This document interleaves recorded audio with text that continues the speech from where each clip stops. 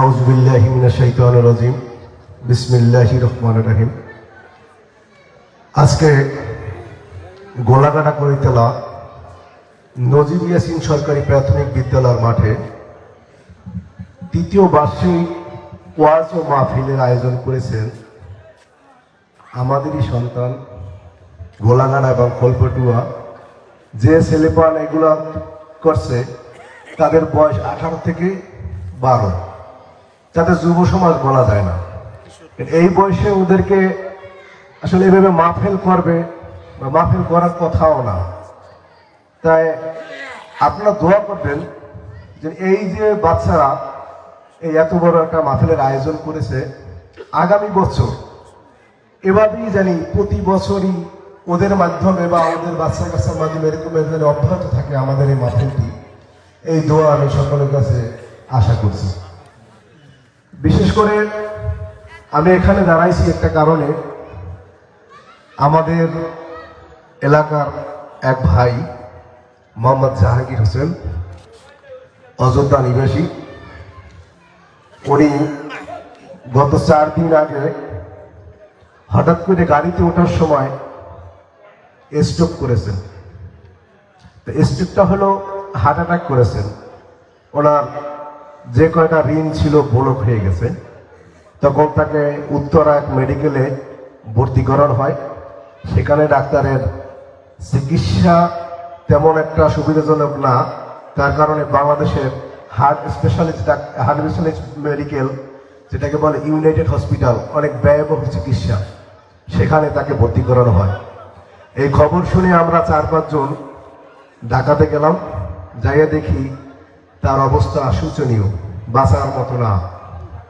তাই আমার বিশ্বাস জাহাঙ্গীর ভাই মানুষের যে উপকার করেছে আর্থিকভাবে বা নির্বাচন করেছে আমাদের এলাকায়, আপনারা সবাই মনে হয় চেনেন, তাকে চেনেন না সবাই?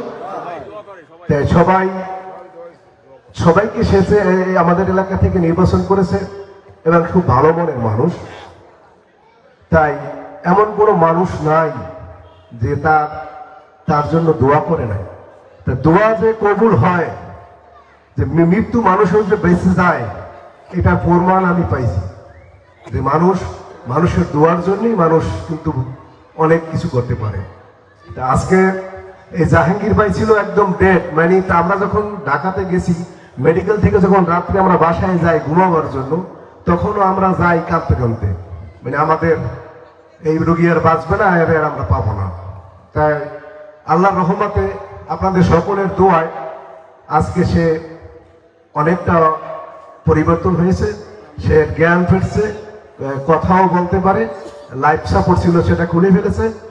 এখন তার জন্য আপনারা মন খুলে দোয়া করবেন, কেন জাহাঙ্গীর ভাই এই অত্র এলাকার গরিব দুঃখী মানুষের পাশে ছিল এবং ভবিষ্যতেও থাকবে আশা করি। কারণ সে অনেক মানুষের অনেক অনুদান দিয়েছে।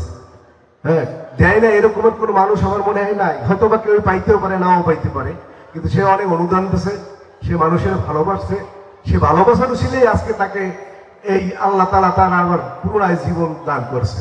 তা আমি জাহাঙ্গীর ভাইয়ের জন্য হুজুরের কাছে বা আপনাদের সকলের কাছে দোয়া চাই।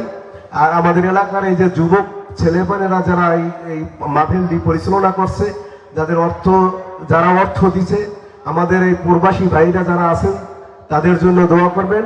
এলাকার মুরব্বিয়ান একরাম যারা কবরে শুয়ে আছে, তাদের জন্য দোয়া করবেন। আমাদের সকলের জন্য সকলে দোয়া করবেন। এই বলে আমি আমার সংক্ষিপ্ত আলোচনা শেষ করছি। আল্লাহ হাফেজ। বাংলাদেশ। আসসালামু আলাইকুম।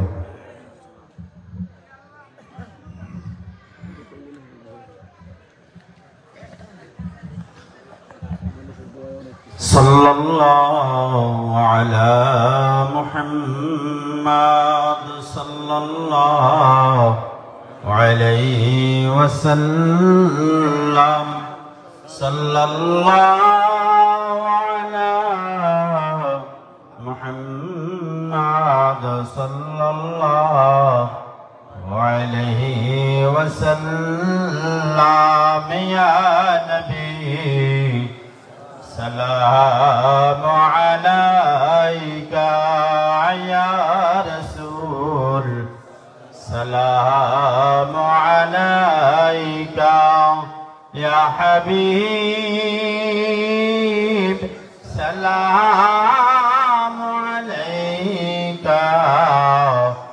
صلوات الله عليك يا رسول الله ويا حبيب الله নবী গো কবরে পাশে থাকিয়া মরণে পাশে থাকিয়া মিজানে সুপারিশ করিয়া ও যে কৌসার পিলায় ইয়া নবী সালাম আলাইকা ইয়া রাসূল সালাম আলাইকা ইয়া হাবিব সালাম আলাইকা সালাওয়াতুল্লাহ আলাইকা বালাগাল উলা